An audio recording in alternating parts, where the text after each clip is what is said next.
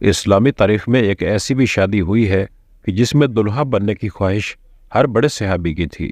دوستو، آپ نے بہت سی شادیاں دیکھی ہوں گی، لیکن ہمارے پیارے پیغمبر حضرت محمد صلی اللہ علیہ وسلم کی پیاری بیٹی حضرت سیدہ فاطمہ الزہرا سلام اللہ علیہا کی شادی کی تقریب سے پیاری کوئی نہ ہوگی۔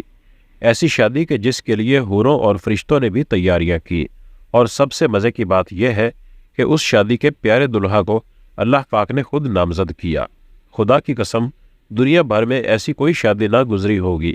سیدہ فاطمہ طاہرہ باکرہ عابدہ جب عہد طفولیت سے سن بلوغت کو پہنچی تو آپ کا رشتہ لے کر بہت سے جلیل القدر صحابی حضور پاک صلی اللہ علیہ وسلم کے پاس تشریف لائے، لیکن حضور نے سبھی کو یہی جواب دیا، مجھے اس معاملے میں اللہ پاک کے حکم کا انتظار ہے۔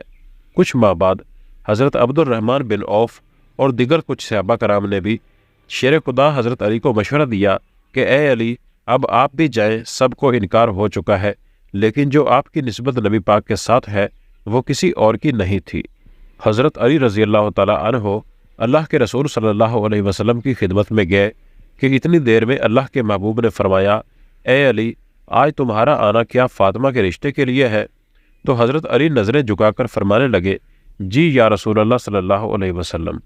حضور علیہ السلام نے فرمایا کہ مجھے جبرائیل علیہ السلام نے پہلے ہی خبر دے دی ہے۔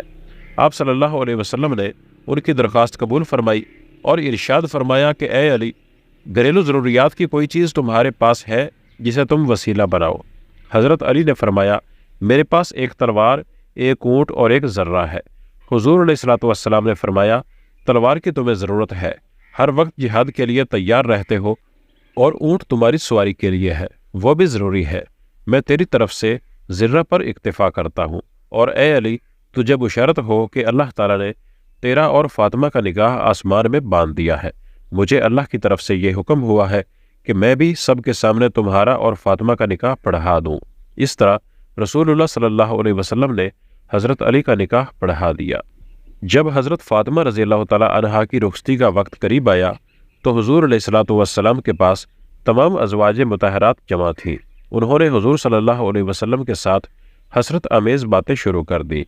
حضرت ام سلمہ رضی اللہ تعالیٰ عنہا نے حضرت خدیجہ رضی اللہ تعالیٰ عنہا کا تذکرہ کیا اور فرمانے لگی کہ خدیجہ اگر آج زندہ ہوتی تو فاطمہ کے متعلق ہمیں کوئی پریشانی نہ ہوتی اور ہماری آنکھیں روشن ہوتی۔ یہ سن کر حضور علیہ السلام کی آنکھوں میں آنسو آ گئے اور فرمایا، خدیجہ جیسا کوئی بھی نہیں ہے۔ اس نے اس وقت میری تصدیق کی جب سب نے تکذیب کی، اپنے سارے مال کو مجھ پر خرچ کر دیا، اللہ تعالیٰ کے دین کو قبول کیا، یہاں تک کہ میں نے اس کی زندگی میں ہی اسے جنت کی بشارت دی۔ پیغمبر صلی اللہ علیہ وسلم نے ہجرت کے دوسرے سال پہلی ذی الحجہ کے دن حضرت فاطمہ کو سیدنا علی کے گھر بھیجا، اس لیے شادی اور نکاح کے درمیان تقریباً 10 مہینے کا فاصلہ تھا۔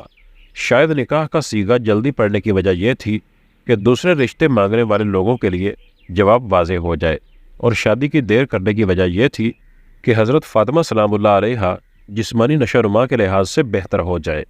خاتون جنت کا جہیز، عقائے نامدار، مدنی تاجدار، رسول ذی وقار، دونوں عالم کے مالک و مختار، حبیب کردگار صلی اللہ علیہ وسلم نے شہزادی اسلام حضرت بی بی فاطمہ الزہرا رضی اللہ تعالیٰ عنہا کو جہیز میں جو سامان دیا اس کی فہرست یہ ہے: ایک چادر، بان کی ایک چارپائی، چمڑے کا گدا جس میں روئی کی جگہ کھجور کی چھان بری ہوئی تھی، ایک چھاگل، ایک مشک، 2 چکیاں، 2 مٹی کے گھڑے۔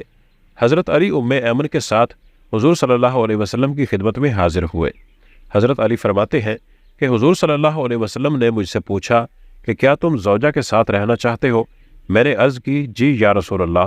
آپ صلی اللہ علیہ وسلم نے ارشاد فرمایا، بڑی محبت و عزت سے انشاءاللہ عز و جل آج رات سے تم اپنی زوجہ کے ساتھ رہا کرو گے۔ رخصتی کی رات حضور اکرم صلی اللہ علیہ وسلم نے اپنی لخت جگر کو ایک نیا جوڑا عطا فرمایا۔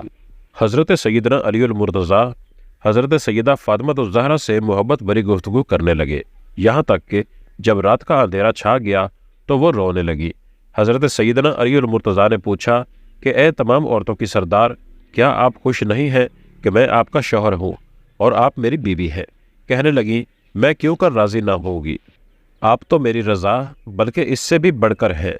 میں تو اپنی اس حالت و معاملے کے متعلق سوچ رہی ہوں کہ جب میری عمر بیت جائے گی اور مجھے قبر میں داخل کر دیا جائے گا، آج میرا عزت و فخر کے بستر میں داخل ہونا کل قبر میں داخل ہونے کی مانند ہے۔ آج رات ہم اپنے رب عز و جل کی بارگاہ میں کھڑے ہو کر عبادت کریں گے کہ وہی عبادت کا زیادہ حق رکھتا ہے۔ اس کے بعد وہ دونوں عبادت کی جگہ کھڑے ہو کر رب قدیر عز و جل کی عبادت کرنے لگے۔ اسی لمحے ایک بوڑھی عورت نے صدا دی کہ ایک جوڑے کا سوال کرتی ہو۔ حضرت سیدہ فاطمہ نے یہ سنا تو آپ قرآن کی آیت یاد آ گئی کہ تم ہرگز نیکی کی منزل تک نہیں پہنچ سکتے جب تک کہ اپنی محبوب چیزوں میں سے راہ خدا میں انفاق نہ کرو۔ آپ نے شب زفاف میں ہی اپنا شادی والا جوڑا جو حضور صلی اللہ علیہ وسلم نے انہیں دیا تھا اسی بڑھیا سائل کو دے دیا۔ اللہ اکبر۔ چنانچہ حق زوجیت ادا کرنے سے پہلے ابتدائی 3 دن ان دونوں مقدس ہستیوں نے دن روزے میں اور رات عبادت الہی میں بسر کیے۔ شادی کے کچھ ہی عرصے بعد نبی پاک صلی اللہ علیہ وسلم حضرت فاطمہ سلام اللہ علیہا کی جدائی اور دوری کی وجہ سے پریشان رہنے لگے، اس لیے سوچا کہ بیٹی اور داماد کو گھر میں ہی جگہ دے دی جائے۔ حضرت حارث بن نعمان رضی اللہ تعالیٰ عنہ جو کہ جلیل القدر صحابی تھے، جب ان کو اس بات کا پتہ چلا تو حضور صلی اللہ علیہ وسلم کے پاس آئے اور کہا، خدا کی قسم میں چاہتا ہوں کہ میرے جو گھر آپ کے ساتھ ہے وہ آپ لے لیں۔ حضور صلی اللہ علیہ وسلم فرمانے لگے کہ اللہ تمہیں اس کا اجر دے۔ اس طرح سے حضرت علی اور حضرت فاطمہ رسول خدا صلی اللہ علیہ وسلم کے ہمسائے بن گئے۔ ناظرین، ویڈیو کو لائک کر دیں اور چینل کو سبسکرائب کر دیں تاکہ آنے والی ویڈیوز کا نوٹیفیکیشن بھی آپ کو ملتا رہے۔ ملتے ہیں اگلی ویڈیو میں۔ اللہ حافظ۔